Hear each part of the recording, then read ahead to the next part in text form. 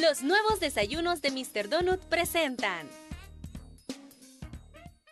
Gracias. En la entrevista de esta mañana conversaremos con el doctor Omar Pastor, vicepresidente del Instituto de Estudios Jurídicos del país, IEGES, y Giovanni Galeas, analista político, con quienes conversaremos sobre diferentes temas de coyuntura. Se los enumero rápidamente. Uno de ellos es este impuesto a la seguridad pública, que ya el gobierno ha dicho que está estudiando la posibilidad, luego de conocer también de que la Corte Suprema de Justicia, la Sala de lo Constitucional, admitió un recurso, ¿no?, que evita que el gobierno pueda hacerse de 900 millones de dólares, aunque el ministro de Hacienda ha dicho que no está amarrado, que no es una revancha, pero se ha de alguna manera interpretado así por algunos sectores.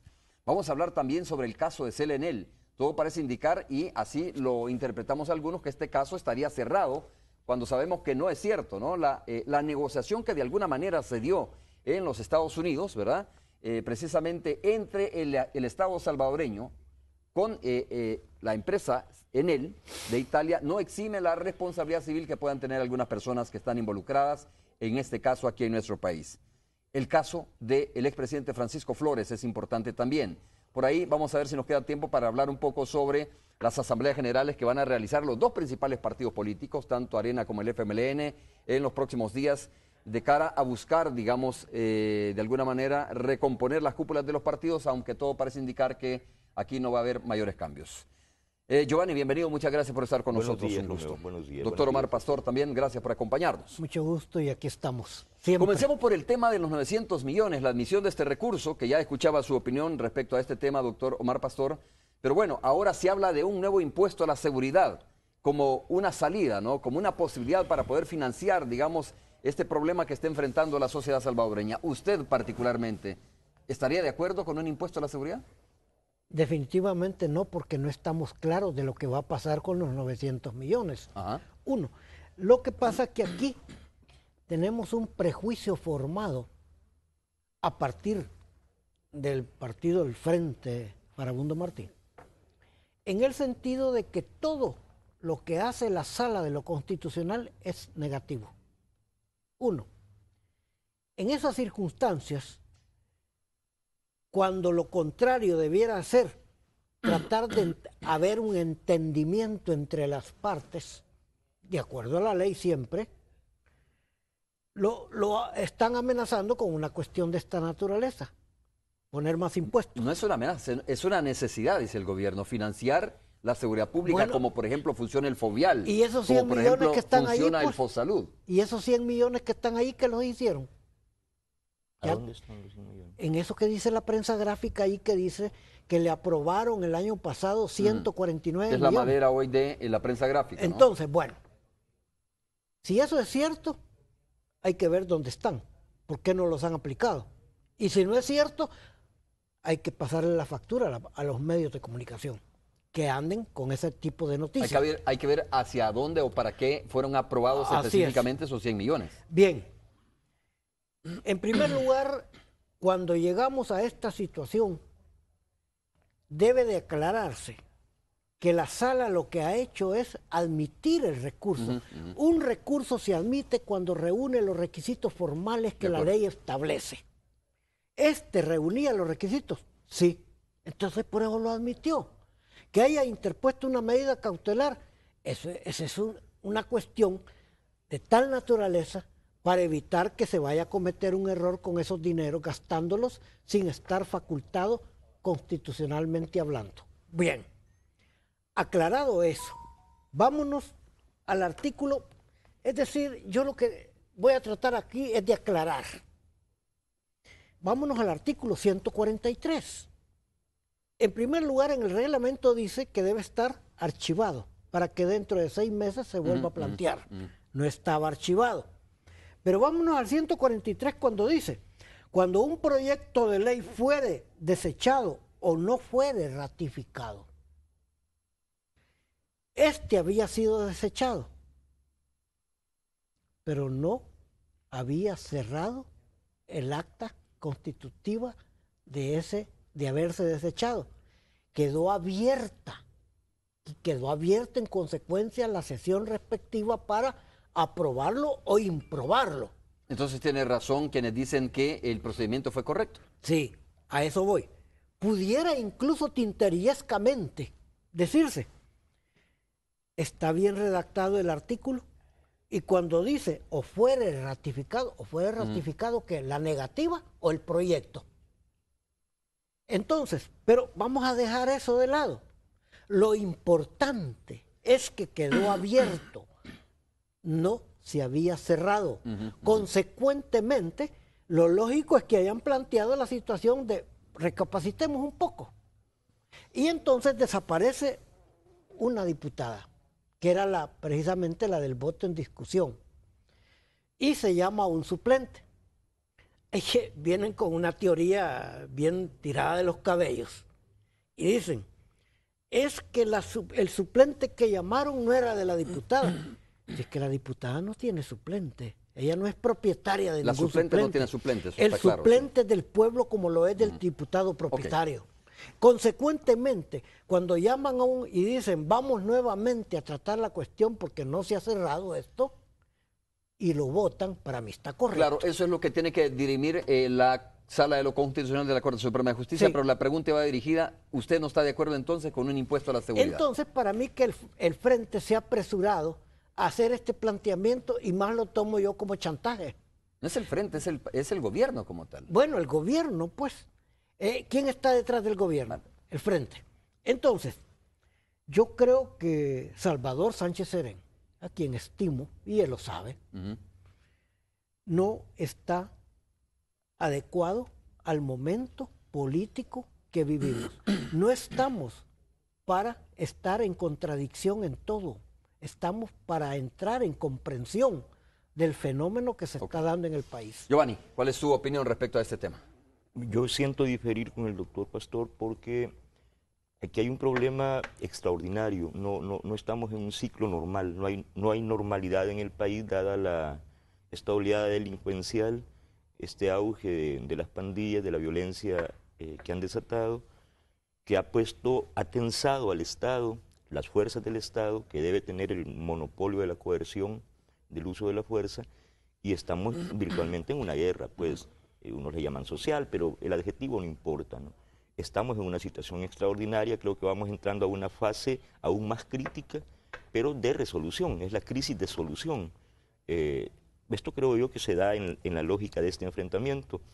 Esta metáfora que tú usas muy acertadamente del panal, me decías fuera de cámara, es decir, si tú convives con el panal que está ahí en el árbol de tu patio y eventualmente puede picar a uno de tus hijos, pero si quieres no convivir con el panal, sino retirarlo, bueno, vas a espantar a las avispas. A tratar de botarlo o de sacarlo de ahí. En efecto, vas Y eso genera reacciones naturales de las avispas del panal. Esa situación extraordinaria en la seguridad implica que se tienen que tomar medidas extraordinarias que tienen que ser financiadas.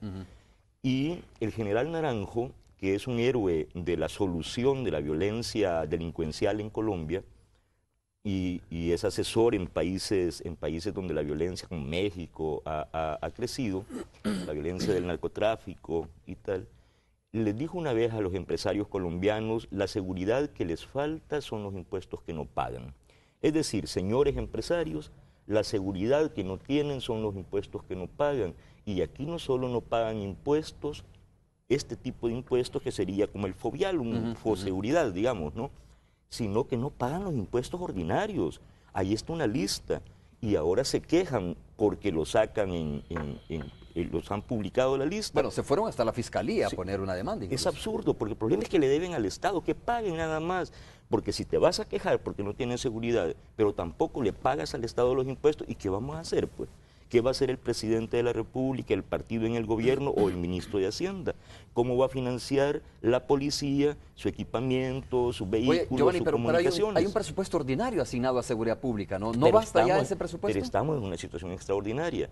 En una situación ordinaria basta con el presupuesto ordinario, pero ahorita la policía requiere, la situación es crítica, más comunicaciones, más vehículos. Mira, uno de los principios para solucionar la crisis que utilizaba, por cierto, el general Naranjo, es máxima saturación y movilidad policial en el terreno. Una fase previa de inteligencia, luego máxima saturación y movilidad policial en el terreno.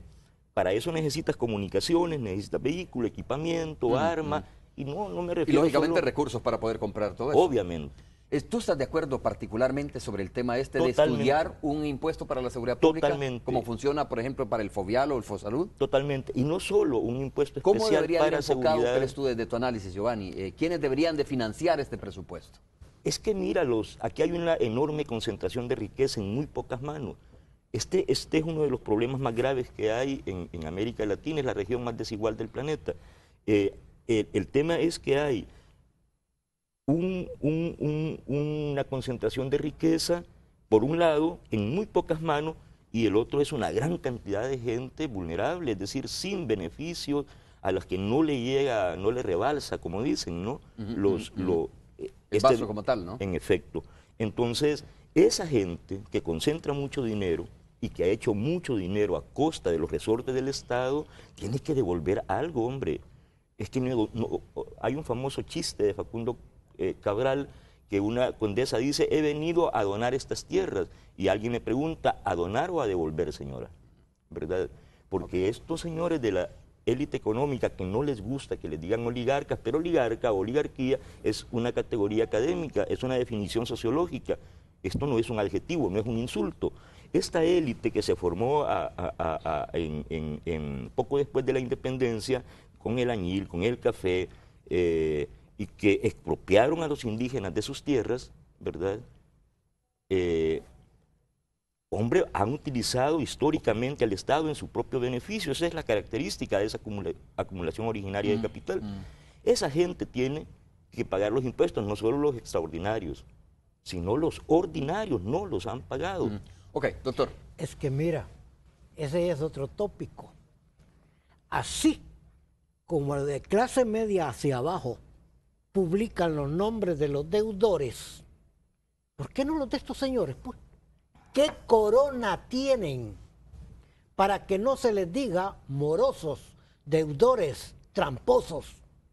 No, pero Aquí hay se una deben- excepción que la ley misma la hace, doctor, y que dice, mire, si hay condenas sobre empresas, o sea, que Mira, se ha seguido el sí, debido de proceso acuerdo. y se ha cerrado el caso y se ha demostrado Pero que ¿por deben, de qué acuerdo. ANEC, Pero dice, cuando pero se se ha trata- incluido empresarios que estaban en proceso, ¿no? Que estaban reclamando. Sí, que Pero de se estaban... acuerdo. explica, ahí Ajá, mismo en la ¿por qué publicación se ANEC? explica. Es lo que ellos reclaman. ¿Por Pero qué en la ANEC? publicación se explica, Permíteme, ahí dice. ¿por qué ANEC, cuando se trata de los de abajo, no dice nada? Ahora que se trata de estos, en vez de decirles, miren, paguen, hombre, el país necesita, paguen, si es que son verdaderos nacionalistas. Pero no, lo que hace es irse en contra del gobierno a procesar a un ministro, etcétera, etcétera, en vez de tomar el camino correcto y decirles paguen. Mira, si tú analizas las noticias de los medios, tenemos como 2.000 millones de dólares de evasión de impuestos en el país. Necesitaríamos préstamos para la seguridad si se pagaran esos impuestos. Lo que pasa, Romeo, Claro. es que hay quienes Comprendo. no tienen más patria que su dinero. Y ese es un problema. Ese es un problema. No tienen más patria que su dinero. Y eso es un problema porque aquí estamos en El Salvador en una situación extraordinaria, es una crisis de seguridad que hay que enfrentar y hay que financiarla. Hay que financiarla. Claro, Giovanni, pero hay que hacer la diferencia tal como lo plantea la Asociación Nacional de la Empresa Privada. Es decir, ellos dicen, mire, ¿le gustaría a Giovanni y al doctor Omar que de repente aparezca publicado en un medio de comunicación cuando en realidad él ha apelado esto? Cuando Pero- en realidad todavía no hay sentencia sobre esto, porque ellos dicen, nosotros no nos estamos oponiendo a que se publiquen los nombres de aquellos que han sido sentenciados, pero los que están en proceso, pues obviamente es otra cosa, Y lo ¿no? que se Entonces publica No se entramos sabe a otra todavía. cuestión más delicada. Todos los procesos, recordemos eso, con el nuevo Código Procesal Penal del Salvador, desde el 98 para acá, Son de máxima se publicidad. dijo que no se iba a dar el nombre de las personas que estuviesen procesadas por respeto a su inocencia. Principio de inocencia, artículo 12. ¿Y qué hacen ahora? Y bueno, llegó al extremo la policía, que allá en Mexicano les puso atrás un rótulo que decía ladrones en cierto momento. De tal manera que hoy sacan a cualquiera con el nombre y apellido. ¿Cuál es el dolor de ANEC? Pues, ¿por qué a estos sí y a aquellos no? Bueno, de hecho Pero- la sala también nos amparó en este Sí, sentido, pero ¿no? en la Prohibió publicación, la publicación de en la nombres. publicación está la especificidad de quienes están en proceso y quienes fueron vencidos ya en juicio y tienen que En el pagar al portal del Estado. Ministerio de Hacienda. En efecto, ahí está la definición. No dice este es deudor y es falso, eso no dice. La publicación no le dice deudor a quien no es, sino pone la lista y pone a los deudores y pone a los que están en proceso. Que estar en proceso no quiere decir que no le deben al Estado, sino que están peleando por no pagar. Están peleando por definir la situación. Por eludir o por evadir. Giovanni, es ¿hacia otra dónde manera de vamos con decirlo. casos como este, como esta situación de estira y encoge, de que pago o no pago, de que reclamo o no reclamo, de que demando o no demando? ¿Hacia dónde vamos, en el Estado de Derecho constitucional de nuestro país, tomando como base el caso este y tomando como base el caso Francisco Flores? Sí. Y estoy haciendo una especie de atarrayazo en este caso, y tomando como base también el caso Selenel, que Ok. pareciera que son casos distintos, pero la verdad es que estamos hablando de fortalecer o debilitar el Estado de Derecho Yo de alguna manera, ¿no? preguntaría, ¿don Francisco Flores tuvo que ver en el caso Enel? ¿Dónde está su nombre en ese proceso? ¿Hubo lavado de dinero? ¿Qué es lo que ha habido ahí? Realmente, en el caso Enel, hay que partir de su origen para entender lo que estamos viviendo. Mira, inicialmente debió haberse respetado el artículo 120 y 130, numeral 31, numeral 30 de la Constitución. Es decir, se trataba de una concesión. Entonces debió ser aprobado por la Asamblea. Bueno, si eso es así como en efecto lo es, estos lo que hicieron fue evadir esa aprobación. Violar la ley. Para la Eso se llama violar la Constitución, ley. que es lo más grave. El 235 les está diciendo, ustedes son responsables. Entonces, lo que hicieron fue rodear. Pero ¿cuál era el objeto de no llevar a la Asamblea esto? Una privatización encubierta. Ok, Giovanni. Ok. Vaya, lo que sucede es que el gobierno de Antonio Saca en 2005 paró ese plan o ese plan criminal, como le llama la Fiscalía, ese concierto para delinquir, para defraudar al Estado, lo paró en 2005 el gobierno de Tony Saca, el plan de privatización encubierta. El gobierno de Mauricio Funes denunció la situación y la judicializó, pidió la judicialización del caso. Ni pararlo, ni judicializar el caso Selenel equivalen a solucionar el problema. Pero sin Por el hablar del caso contrario, específico, ¿estos son casos emblemáticos Sí. en donde se está poniendo a prueba? Esa era mi pregunta, ya vamos a profundizar más en el caso Selenel. Solo quería Casos decir esto. emblemáticos donde se está poniendo a prueba el Estado de Derecho, ¿no? Sí, solo quería decir esto. Ni pararlo, ni denunciarlo y judicializarlo equivalen a solucionar el problema por una razón. El problema se profundizó, se escaló a nivel internacional por los arbitrajes, ¿verdad? Que colocaron al país en un gravísimo riesgo. Son procesos onerosos, muy costosos y que se pueden perder muy fácilmente, como ya se perdieron todos los arbitrajes en el sector eléctrico, todos. Bueno, entonces este gobierno lo que hizo fue resolver el caso. Cerró el caso al negociar razonablemente con Enel, ¿verdad? Y hubo un divorcio amistoso, digamos. Eso es lo que hubo, un divorcio amistoso. Respecto a este caso, esto te quería No, es que señalar. la cosa te quedaste en el camino. Fíjate. No, es que él decía que después sí, quiere profundizar. hay un que- macroacuerdo, un microacuerdo o macroacuerdo, como quiera decirse, Acuerdo entre la República de El Salvador a través de su Y la gobierno empresa Enel. con Enel. Sí, sí. Punto. Conozco bien eso. Por eso decía no, cuando comenzamos es que la va- entrevista, dijimos, mire, ese acuerdo que fue a nivel internacional y que fue entre el Estado salvadoreño y la empresa Selenel No es italiana. entre X fue el y Y gobierno, o Z. Exactamente, no exime de responsabilidad civil A eso a voy. los implicados. Eso lo vamos a abordar cuando Sí, regresemos. Hacemos una correcto. pausa.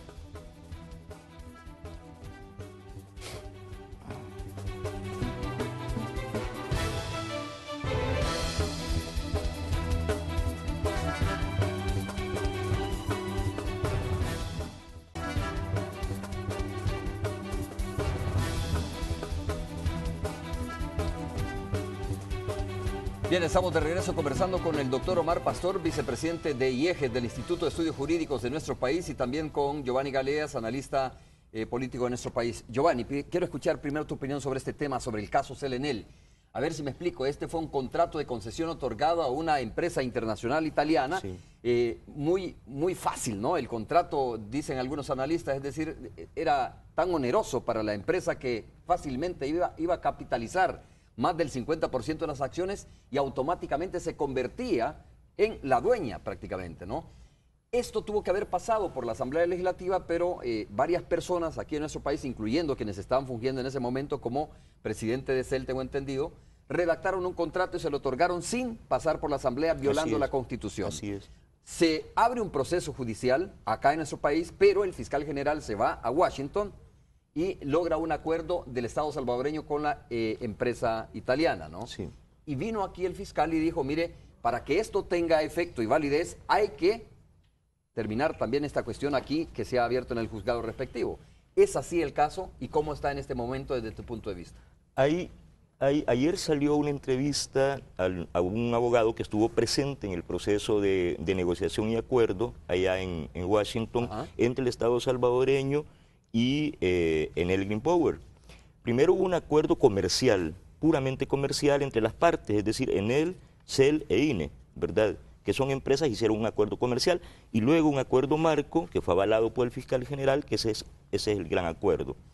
Ok, ¿qué es lo que pasó? Enel pidió, ahí está escrito en el acuerdo, yo conozco ese texto del acuerdo marco, ahí está escrito, Enel pidió, y es razonable que haya pedido eso, que se extinguieran las causas civil y penal en contra de la empresa que estaba encausada, estaba procesada en El Salvador, y de sus directivos y empleados, ¿verdad? En general, que se extinguieran las causas civiles, pero en un primer momento Enel pidió que se extinguieran todos los procesos derivados del conflicto CEL-Enel. Y evidentemente las causas civiles se puede extinguir si la víctima, es decir, si CEL o INE dicen voy a desistir de la causa civil, de la acción civil, solo en ese caso.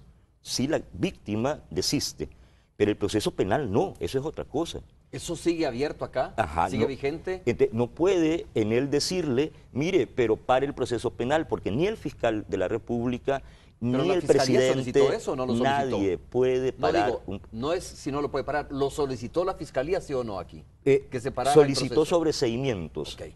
Y CEL y INE dijeron, no vamos a desistir de la causa, vamos a insistir en la acción civil.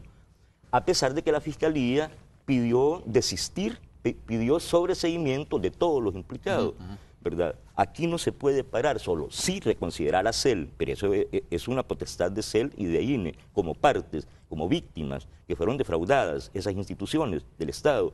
Ellos pueden, sus autoridades, pues, desistir de la acción civil y decir, bueno, ya no queremos querellarnos contra estas personas. Claro. Entonces, bueno, hay que sobreseerlos. Pero el proceso penal depende del juez, del tribunal.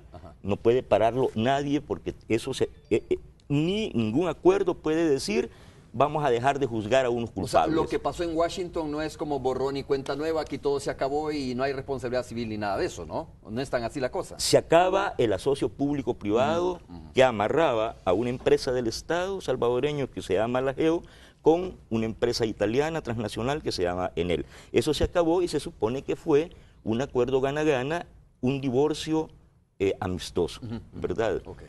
Pero no se puede extinguir la acción penal. Aquí, no se puede. Doctor Omar Pastor. Es que habría que ver, primero, yo no conozco el acuerdo marco, pero se me informaba que quien redactó este acuerdo metió en el medio a los personajes estos responsables de todo este nudo problemático para el país, que nos condenaron afuera.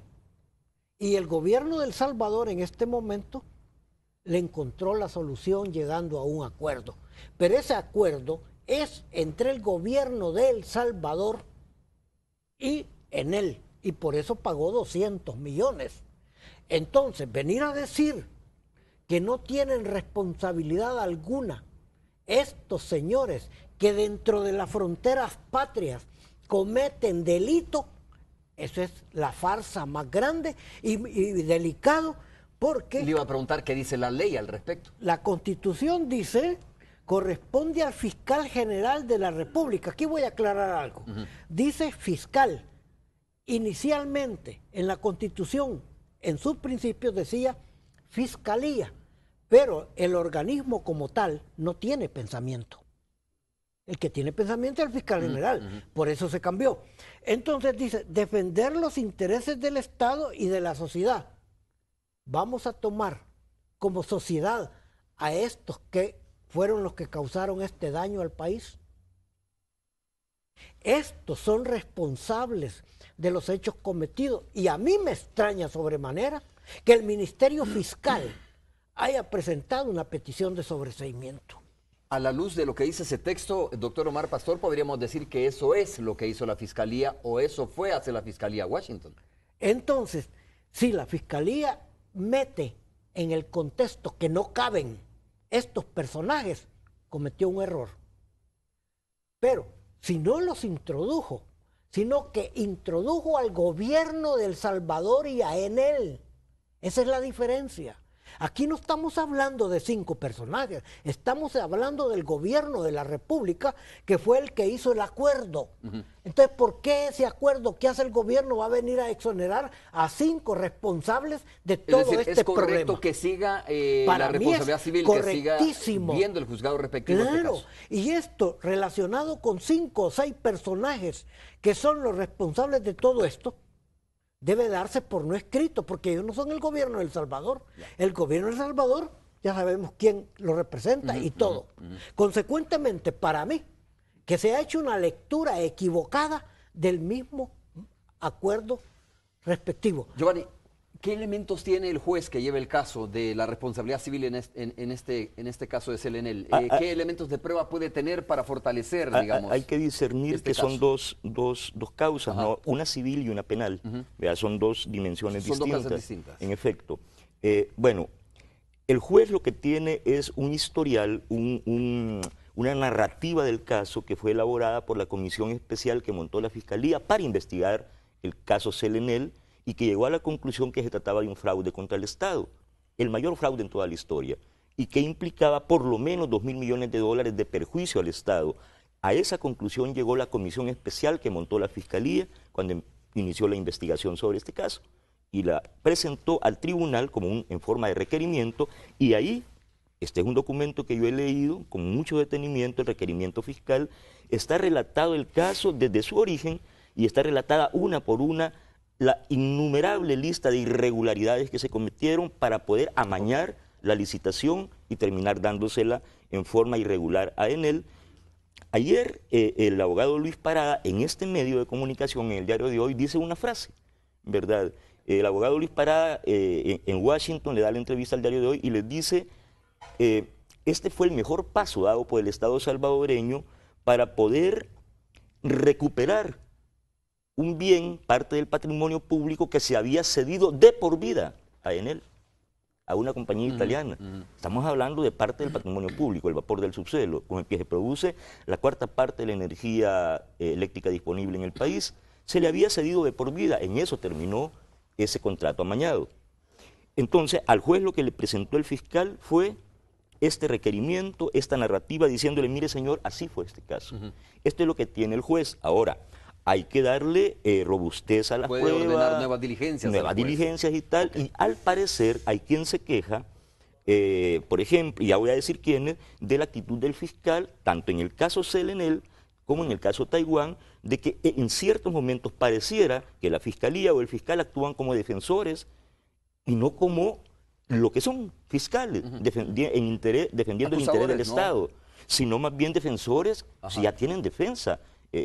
Tanto Francisco Por Flores cierto, como los... Ya que mencionaste el caso Taiwán, 31 de agosto es la vista pública sobre el caso Francisco Flores, ¿no? A esto me refiero. ¿Crees que va a quedar libre el presidente Flores? Es bien probable, porque es que el fiscal mira, no se lo ha pedido Ramón Villalta, que por cierto lo están, director ejecutivo de Iniciativa Social para la Democracia, ¿sí? Que ha trabajado en ese tema como querella, y a quien están ciertos escuadrones de la muerte amenazando de muerte. Así lo dijo él en su cuenta de Twitter. No es Ramón Villalta el que le ha pedido al fiscal que actúe como fiscal y no como defensor, también la Asamblea Legislativa se lo pidió, el juez se lo ha pedido, el juez séptimo le ha dicho, usted está actuando más como defensor que como fiscal, entonces tráigame las pruebas. Entonces, el fiscal ha hecho unas cosas irregulares. Yo no digo, Romeo, déjame decirte esto, Yo no digo que haber trabajado profesionalmente 20 años, de 1995 a 2014, para Francisco Flores, que es el caso del fiscal, haber trabajado 20 años y haber coadministrado empresas de la esposa de Francisco Flores, haberle redactado, siendo actuario, o haberle redactado sus probidades al expresidente Flores, eso constituye una prueba de conflicto de interés. Yo no estoy diciendo esto, hay quien lo piensa así, ¿vea? Podría no haber conflicto de interés, pero obliga al fiscal esa relación con el presidente Flores, de 20 años, profesional, obliga a ser muy riguroso, muy transparente en su actuación, y no lo ha sido. Le han dicho, señor, agregue el delito de lavado. Que no se ha hecho hasta ahora. Se lo ha ¿no? Que no pedido, se ha hecho. insisto que no solo Iniciativa Social, se lo ha pedido la Comisión Especial de la Asamblea Legislativa y el juez, y él se ha negado sistemáticamente y no explica los porqués. Bien, doctor Omar Pastor. Desde un principio del proceso,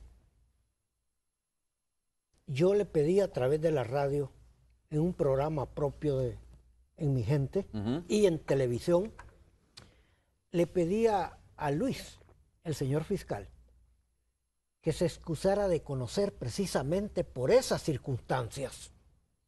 ¿Usted sí cree que hay un conflicto? Claro ahí? que sí.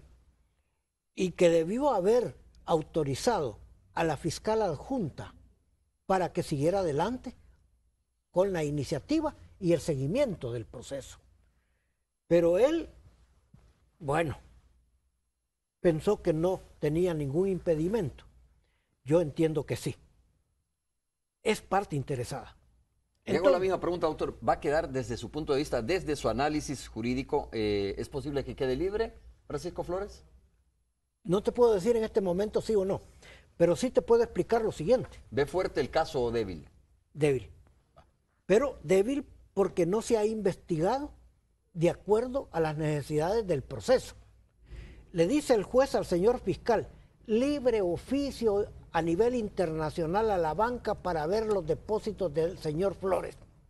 Y él contesta, no hay tiempo. Si no se le está preguntando si hay tiempo, se le está pidiendo que libre oficio en la investigación de un delito. Debió haber el fiscal presentado, perdón. Entonces, dos, amenaza al juez prácticamente, de acuerdo a lo que yo leí en los medios. El juez tiene todo lo que consta en un proceso, consta en el mundo de lo jurídico, dice Carneluti. Si eso es así, es indiscutible que el juez, desde el momento que se declaró que es público el proceso, tiene el derecho de permitir que los infolios del proceso sean vistos. ¿Y qué sucede? Por eso fue objeto de una amenaza. Y hoy lo más grave, pero eso por parte del fiscal, pero hoy lo más grave es lo que estaba diciendo el compañero. Estando conmigo, Ramón Villalta, le llegó a través de su celular una amenaza. Eso sí es grave. Porque estamos amenaza de muerte. Sí, estamos volviendo a hace 30 años, 40 años, en donde los escuadrones de la muerte eran los que implantaban el orden en el país, matando inocentes.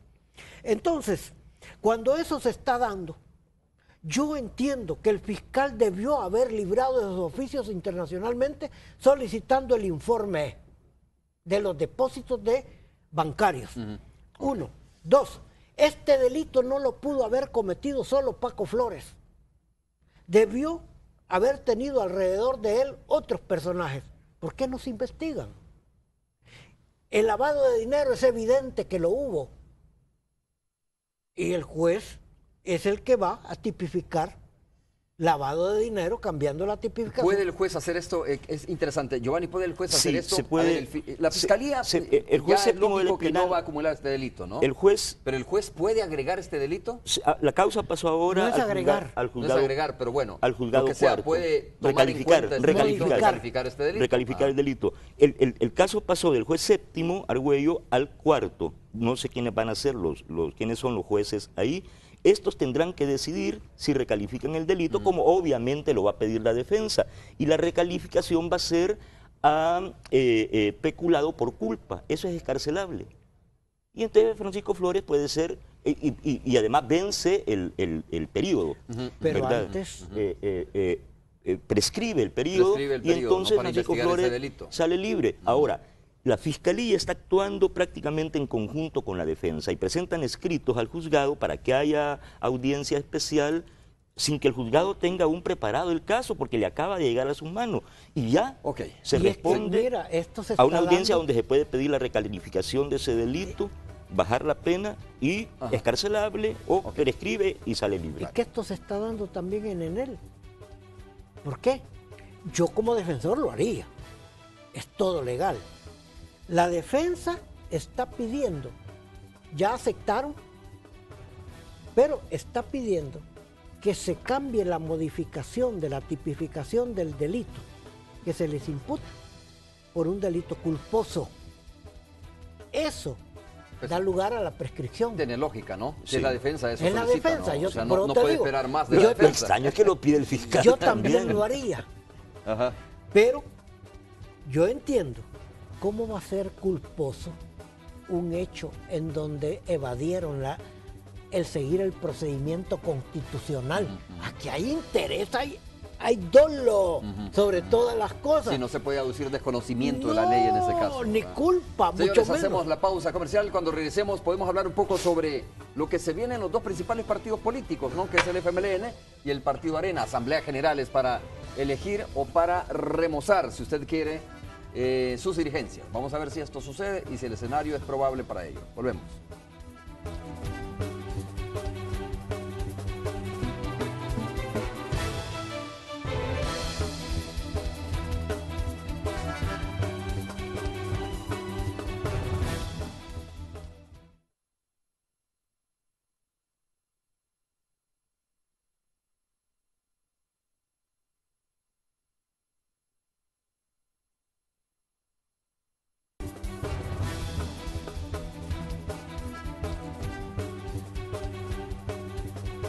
Tenemos ya poco tiempo para hablar sobre este siguiente tema que lo tenía en la agenda también, sobre las asambleas generales que van a realizar los partidos políticos principales en nuestro país. Todos los partidos tienen, ¿no?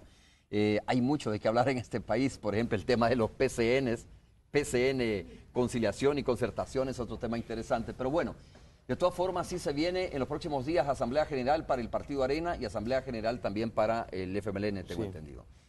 Si usted le pregunta a la dirigencia del FMLN, sin duda va a decir, mire, hemos ganado 2 elecciones consecutivas y por lo tanto esta dirigencia no tendría que cambiar. Si le pregunta a Arena, puede ser lo mismo, dice, mire, ¿sabe qué? Sacamos más diputados que el partido FMLN y por lo tanto esta dirección actual del partido es un ha hecho principio méritos. pragmático de que tú no cambias lo que funciona. Ajá. No es necesario ¿No cambiar lo que esperas está tú funcionando. cambios realmente? En teoría, en la democracia debe haber relevos generacionales, debe haber relevos de liderazgo, debe haber cambios de dirigencia. Esto es en teoría, pero en la práctica política, en la realidad política, existe ese principio de que no se cambia lo que funciona. Claro. Hay una diferencia. Dentro del FMLN no existe un movimiento renovador ahora que esté exigiendo el cambio de dirigencia. Hay algunas voces fuera del partido, ¿verdad?, que piden, que exigen cambios, pero son voces fuera del partido, que no tienen mucho que ver con, con el Caso partido. contrario, quiere decir, en Arena. En Arena hubo un congreso extraordinario donde las bases pidieron cambios y se aprobaron por mecanismos estatutarios del partido, aprobaron cosas como no al doble cargo, es decir, que los dirigentes del COENA no pueden ser a la vez ejercer cargos de elección pública. Y ahora el partido dice, no, sí, pero eso se aprobó, pero no. Es decir, hacen un congreso y no respetan lo que las bases en ese congreso votaron. Esa es la diferencia que hay. Yo no creo que vayan a haber cambios ni en Arena, ni en el FMLN, sustantivos en cuanto a los liderazgos. No lo creo. ¿Y eso es bueno o es malo en esta coyuntura que tenemos en el país? Si uno se atiene al principio de que lo que funciona no se cambia, en la realidad política, pragmáticamente, los partidos están en su derecho a operar bajo ese principio. Están en todo el derecho. Desde afuera, yo no Si puedo... lo ves desde desde el afuera, punto de vista de resultados que han obtenido. en esos efecto, partidos. y desde afuera yo no puedo obligar a un partido a que cambie su dirección. ¿Por qué? ¿Y por qué yo desde afuera voy a obligar? Tiene que ser el partido. ¿Hay más ruido al interior de Arena entonces, crees tú, que al interior del FMLN? Por esa particularidad que te digo, por esa particularidad, sí, en Arena sí hay un movimiento renovador, y hay un cadáver político en ayer- esto, que es Edwin Zamora, que dirigió ese congreso, y que ahora Norman Quijano dijo, ese señor es un traidor, traicionó a sus votantes. Este es un pleito entre No, y areneros. ayer pues, el ¿verdad? doctor Norman Quijano dijo aquí, por cierto, conversamos ayer con el doctor Norman Quijano y decía, mire, por lo menos debería de poner su cargo el actual presidente de Arena para que hablemos de transparencia en la elección de las próximas autoridades, decía un poco el doctor En el Norman FMLN Quijano. no existe ese conflicto A en ver, este doctor momento. Omar Pastor. Mira, yo soy de la opinión, y estoy de acuerdo con Jova, que cuando se dan eventos de esta naturaleza, la dirigencia actual de cada partido debe tener un ojo clínico lo suficientemente claro que vea bien para y analizar serenamente las cosas y plantearse lo siguiente: ¿quiénes de esta dirigencia han cumplido con el pueblo? ¿Quiénes no lo han hecho a cabalidad? ¿Y por qué? Una vez que se haga ese análisis claro, terminante y categórico, entonces decir, este no nos cumplió, sustituyámoslo. Se trate de quien se trate. Pero el problema es que entre más errores se cometen, más le aplaudimos a quien lo está cometiendo. Y entonces, en circunstancias de esa naturaleza, te digo, no van a haber cambios en el FMLN, mucho menos en Arena. Entonces, creo... No, pero los dos partidos, las dos dirigencias están evaluando lo que dice Giovanni, los resultados, ¿no? Por ejemplo, decía, Jorge Velado puede decir, bueno, mire, sacamos más diputados y fuimos exitosos, tuvimos más alcaldías. Sí. El FMLN puede decir, hemos ganado 2 periodos consecutivos, ganamos la alcaldía de San Salvador y por lo tanto, como dice Giovanni, bajo este principio de que lo No que se está cambia bueno lo no que se funciona. cambia. ¿Cuántos o sea, alcaldes si usted tiene ganó una el buena selección, FMLN? lo que sí hay que cambiar es la selección. ¿Cuántos alcaldes O el ganó el entrenador. FMLN y cuántos Arena? No, doctor, ¿Cuántos votos sacó Arena y cuántos votos sacó el Frente? Doctor, lo que pasa es que ahí hay una particularidad también en ese análisis. Lo que pasa es que en las elecciones intermedias el partido de gobierno siempre resulta Más un bajo poco en la castigado. votación. Es normal. Gana la presidencial un partido, pero en la intermedia la pierde. Pero con mucha más razón, si funcionarios que tienen el medio no responden. Y en el Frente han habido personas que no han respondido a las necesidades y a la realidad de una sociedad En salvadoreña. eso yo estoy de acuerdo en el análisis que hace el doctor Pastor, porque a mi juicio yo puedo decir tal dirigente de Arena, puedo hablar incluso de nombres propios como el de Sigfrido Reyes, expuesto en la prensa, criticado por las negociaciones que hizo y tal, las empresas que montó con su asesor.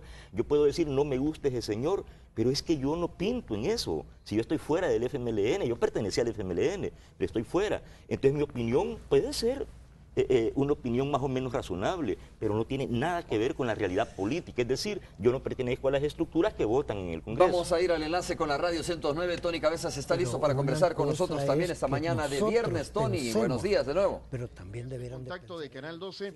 Hola, muy buenos días. ¿Cómo estás, Tony? Romeo, veo ahí a tus invitados en plena charla, ahí a Giovanni. Hola. Hola, Giovanni, qué gusto. Y al doctor Omar Pastor. Mucho gusto. Bienvenidos a la 102. Un placer, un Hoy- placer. Hoy está con nosotros la presidenta de CONAMIPE, hablando sobre pequeña y mediana empresa, micro, pequeña y mediana empresa, Ileana Rogel. ¿Cómo ven ustedes? Yo no sé en qué los sorprendimos, en qué nos sorprende este contacto, pero quiero preguntarle su opinión, Giovanni y doctor, sobre la posibilidad de un impuesto a la seguridad, si es que no se descongelan los 900 millones por parte de la Sala Constitucional. Un saludo a la presidenta de CONAMIPE, Ileana, ¿verdad? Ileana Rogel, así es. Un saludo, Ileana. Gracias. Quiero decir respecto a esto que preguntas, Tony, en síntesis es lo siguiente: el general Naranjo les dijo a los empresarios, a los grandes empresarios colombianos, les dijo, La seguridad que no tienen son los impuestos que no pagan. No se lo dijo al pueblo colombiano, sino a los grandes empresarios colombianos. La seguridad que no tienen son los impuestos que no pagan. No solo hablemos de impuestos extraordinarios para una situación extraordinaria, como es la crisis de seguridad que estamos atravesando, sino paguen los impuestos ordinarios, lo que no han pagado, lo que han evadido y eludido y que está ahí documentado. Encima se enojan, encima se molestan si les cobran. Paguen los impuestos y entonces pueden reclamar por seguridad. No paguen impuestos. ¿Y con qué se va a equipar la policía? ¿Con qué se va a dotar de comunicación, de movilidad?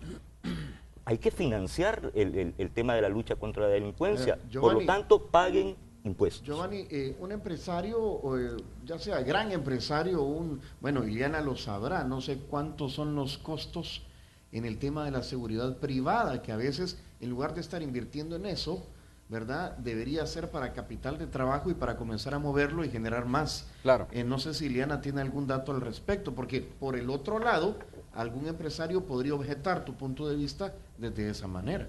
Sí. Bueno, efectivamente el tema de la delincuencia y de las extorsiones son un tema crítico, afecta mucho al empresariado de nuestro país.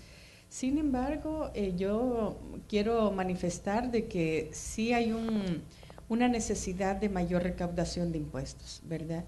Y en la medida en que, si nosotros comparamos el gasto que hace el sector privado, especialmente las grandes empresas, aquí estamos hablando, Tony, que nuestro parque empresarial en el país está compuesto más o menos de 500,000 de unidades económicas. De estas, 770 son grandes empresas, como 3.500 medianas, como 15.000 pequeñas y 465.000 aproximadamente son microempresas. Entonces, resulta que lo que pagan las grandes empresas por seguridad realmente es altísimo, ¿verdad? Que si lo vemos trasladado al fisco, a que se invierta en todo el sistema de seguridad, pues yo creo que habría mucho más dinero para invertir en la PNC y en todo lo que significa el contrarrestar este fenómeno. Como bien decía Giovanni, estamos en una situación extraordinaria y que hay que hacer cosas extraordinarias para abordarlo. Claro, mira, Tony, en cuanto a ese tema, aquí creo que hay puntos divergentes, ¿no? Por un lado, Giovanni está de acuerdo, pero por otro lado, el doctor Omar Pastor dice que no está de acuerdo en un impuesto para la seguridad pública. ¿Qué opina, doctor? Es que sucede lo siguiente. Primero miremos el sistema que tenemos, que es criminógeno por naturaleza. Consecuentemente, cuando nosotros exigimos el pago de los impuestos, estamos diciéndole a la empresa privada, a los grandes empresarios, paguen los 1.500 millones de dólares que le deben al Estado. Y no necesitaríamos préstamos, ni mucho menos impuestos. Pero el gobierno central tiene que ponerse las botas para exigir este tipo de cosas, por un lado. Por el otro lado... ¿Qué significa ponerse las botas? Tener agallas. Entonces, por otro lado, en la sala solo se ha admitido el recurso y consecuentemente nos encontramos en la situación de que no se ha resuelto nada todavía. ¿Por qué llegar al escándalo de, con un prejuicio formado sobre una sala de lo constitucional, empezar a decir que tienen una agenda política? Es un error. Si analizamos lo que se hizo en la aprobación de esos 900 millones... En el proceso, ¿no? Sí, en el proceso. Es indiscutible en mi concepto que fue bien realizado. Consecuentemente, yo estoy seguro casi de que la sala va a fallar aprobando que tenían la razón quienes lo aprobaron. De tal manera que es un error venir a tratar de estar diciéndole a la sala, si no hacen esto, eso es delicado. ¿Por qué no mejor buscar los entendimientos respectivos siempre en base a la Constitución, que nada cuesta, y entrar a una lucha sin razón? Bueno, Tony. Bueno, se está asustando, como decimos los salvadoreños, con el petate del muerto, digamos, en esta situación, presionando un poco a la sala. No sé qué opinan Giovanni, doctor, Iliana. No, no lo creo, Tony. Yo no lo creo. Yo creo que hay un clima político bastante tenso, donde no hay señales mutuas de querer un diálogo genuino, ¿verdad? Hay gruñidos por todas partes, pero quienes están exigiendo diálogo, prácticamente cogobierno, no están enviando ninguna señal positiva para que este diálogo sea viable. Ok. Tengo que terminar con esto. Tony, salud para ti, para Ileana Rogel también, un abrazo. Aquí nos quedamos platicando. Saludos. Hacemos nosotros una breve pausa, señores, regresamos.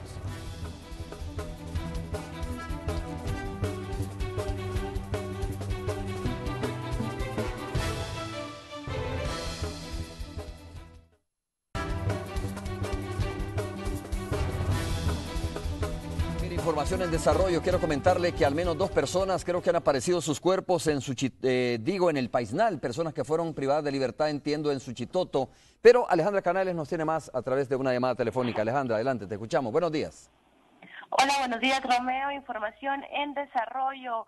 2 personas han sido asesinadas en el cantón Las Delicias del municipio de Paisnal. Se trata de un hombre y una mujer, al parecer son pareja, y se trata de María Daisy Ábrego Hueso y su compañero de vida Manuel Antonio Mejía.